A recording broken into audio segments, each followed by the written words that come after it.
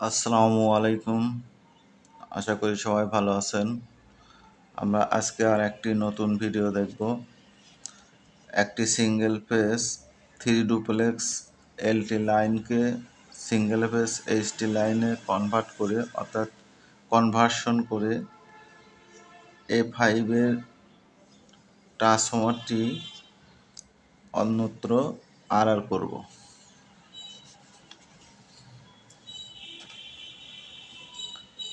প্রথমে নাম ঠিকানা এগুলো লিখে নিতে হবে, ফিডার সাবস্টেশন লিখে নিতে হবে।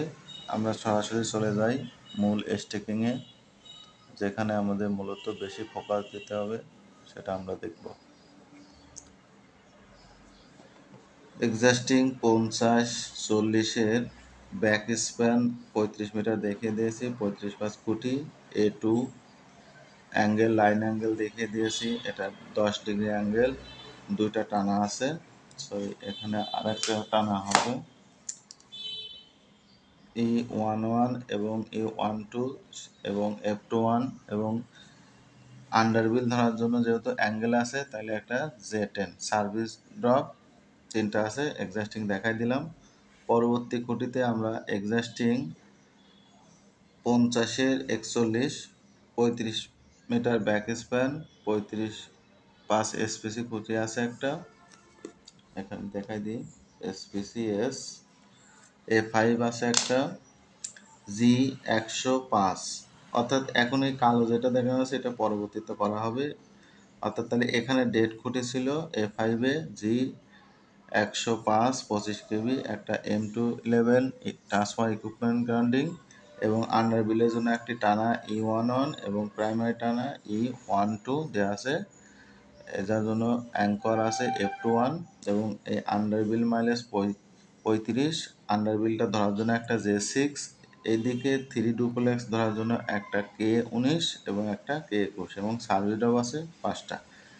এখন এখানে M211টা রিমুভ করে নিয়েছি, কারণ দীর্ঘদিন হয়ে যাওয়ার কারণে ভিতরে ময়েশ্চার জমা হতে পারে এবং পরবর্তীতে এই খুঁটিতে আরআর করতে গেলে এর সঠিক ভোল্টেজ ড্রপ নাও পাওয়া যেতে পারে। এজন্য আমার মতে রিমুভ করে নেওয়াটাই বেটার, সেজন্য রিমুভ দেখানো হয়েছে। তবে এটা আরআরও করা যায়, অনেক ক্ষেত্রে আরআর করা হয়। এখন এখানে এই খুঁটিতে এখন এইচটি যেহেতু করবো, তাহলে এখানে A5 এর এগেনস্টে এই দিকে একটা A51 দিয়ে দিলেই হয়ে যাবে, লাইন বের হয়ে যাবে।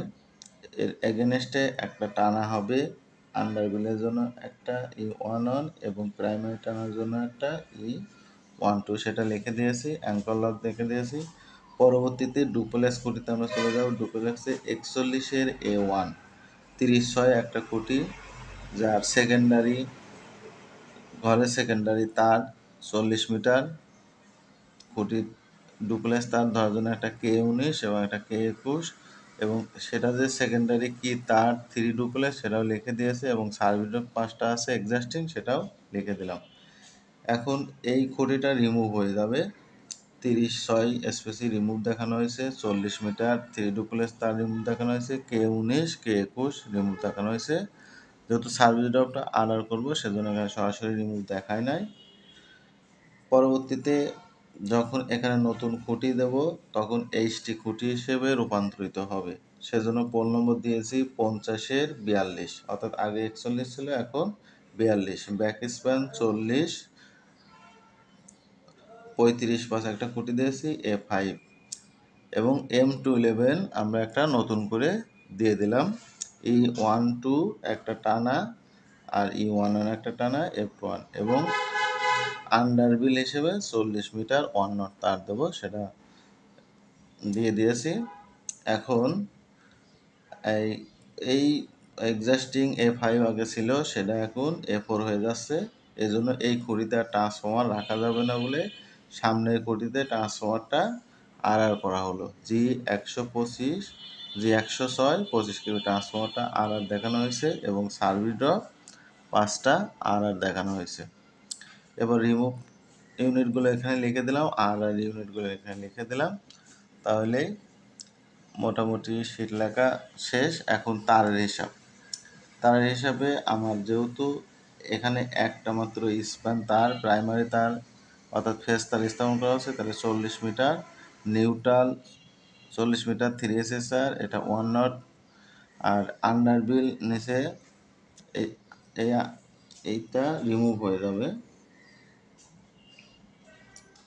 তখন নিচে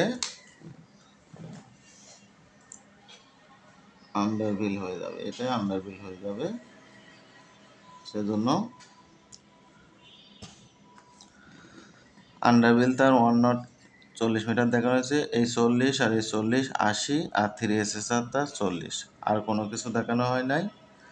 মোটামুটি এখানে স্ট্রিং শিট শেষ। এখন কনভার্সন মাইলেজ 0.040, অর্থাৎ এই 40 মিটার মাইলেজটা কনভার্সন মাইলেজ হিসাবে। এখানে লক্ষণীয় যে নতুন মাইলেজ এবং কনভার্সন মাইলেজের বিল কিন্তু আলাদা থাকে, সেজন্য অবশ্যই লিখে দিতে হবে কনভার্সন মাইলেজ। ভুল ত্রুটি হলে মার্জনীয়, ক্ষমা সুন্দর দৃষ্টিতে দেখবেন। আসসালামু আলাইকুম, ধন্যবাদ সবাইকে।